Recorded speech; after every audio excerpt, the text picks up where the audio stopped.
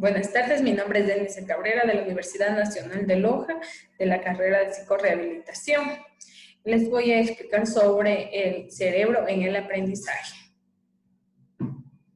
Dice que las nuevas tecnologías arrojan luz sobre el gran misterio para resolver la biología del verdadero funcionamiento del cerebro humano. Aquí podemos ver el cerebro.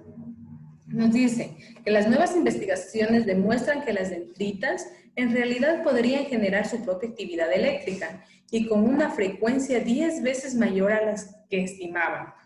Eso echa por tierra la convicción de que los impulsos del núcleo son del modo principal en que se dan la percepción, el aprendizaje y la formación de los recuerdos. Muchos modelos anteriores suponían que el aprendizaje ocurre cuando los núcleos de dos neuronas se activan a la vez, explicó Jackson Moore.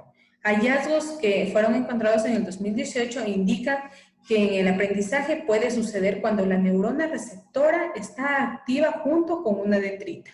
Y podría ser que diferentes partes de las dendritas estuvieran activas en diferentes momentos, lo cual sugeriría que puede haber mucha más flexibilidad en el proceso de aprendizaje dentro de una misma neurona. Las diversas regiones del cerebro están conectadas por unos 160.000 kilómetros de fibras que constituyen la denominada sustancia blanca, que se encuentra en los tejidos más profundos del cerebro, que contiene fibras nerviosas, las cuales son extensiones de las células nerviosas. Las nuevas tecnologías permiten a los científicos desentrañar la estructura oculta en el cerebro, que revela fibras de sustancia blanca dispuestas en una misteriosa estructura reticulada, como los paralelos y meridianos de un mapa. Cuando formamos un recuerdo, hay un cambio físico en el cerebro, dice Don Arnold, de la Universidad del Sur de California. A medida que se forman recuerdos, surgen puntos nuevos y los antiguos se desvanecen. Todo cerebro normal, humano o de ratón es opaco porque sus células están envueltas en grasa y otros compuestos que impiden el paso de la luz. Como podemos ver, el cerebro es el principal componente para el aprendizaje. Sin el cerebro nosotros no podríamos aprender, sin las partes del cerebro, sin tener la percepción, el conocimiento. Por eso podemos ver aquí la parte interna del cerebro humano. Les voy a explicar algo sobre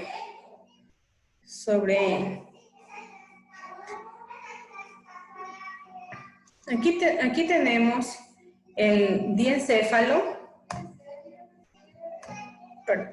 Aquí tenemos el diencéfalo, que su función es transmitir información sensorial entre diferentes partes del sistema nervioso central.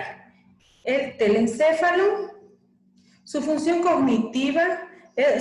es cognitiva y el procesamiento de las emociones. El mesencéfalo conduce impulsos motores desde la corteza cerebral hasta el puente troncoencefálico y conduce impulsos sensitivos desde la médula espinal hasta el tálamo. También tenemos el puente troncoencefálico, que consiste en comunicar el cerebro con la médula espinal.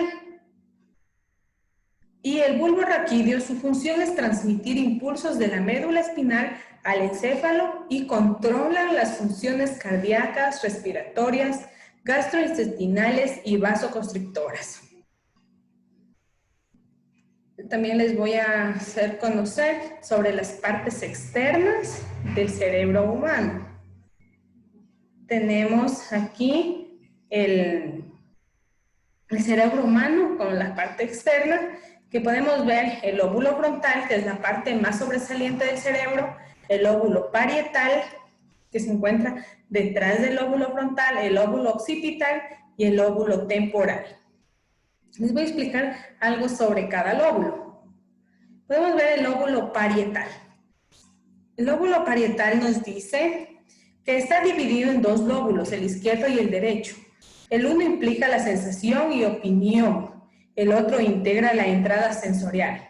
Las lesiones parietales temporales izquierda pueden afectar la memoria verbal y la capacidad de recordar cadena de dígitos. El lóbulo parietal temporal derecho se refiere a la memoria no verbal. Luego tenemos el lóbulo occipital. Es la parte posterior del cerebro. El lóbulo occipital se sitúa en el área posterior de la corteza cerebral. Ocupa más o menos el 12% de neocórtex y se conecta a su vez con la corteza visual primaria y de asociación y con el surco colcarino. Una circunvolación que se encuentra justo en su interior. Todas estas conexiones hacen que se alce como un centro neural de la visión humana y la percepción visual.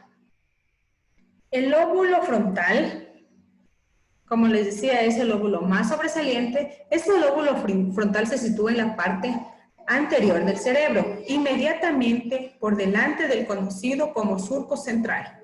Se considera el lóbulo de mayor importancia funcional en la especie humana, ocupando una tercera parte del total del cerebro.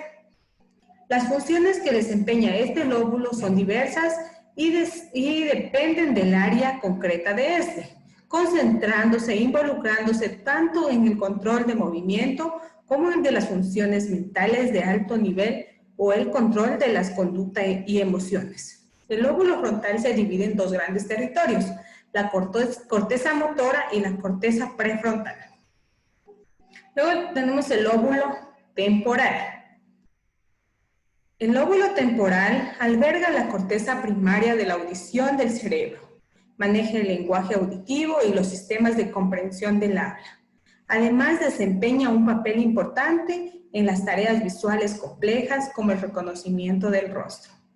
Podemos darnos cuenta de que el cerebro es el principal fuente para las investigaciones, para el aprendizaje, para la enseñanza y para cada acción que hacemos cada uno. Gracias.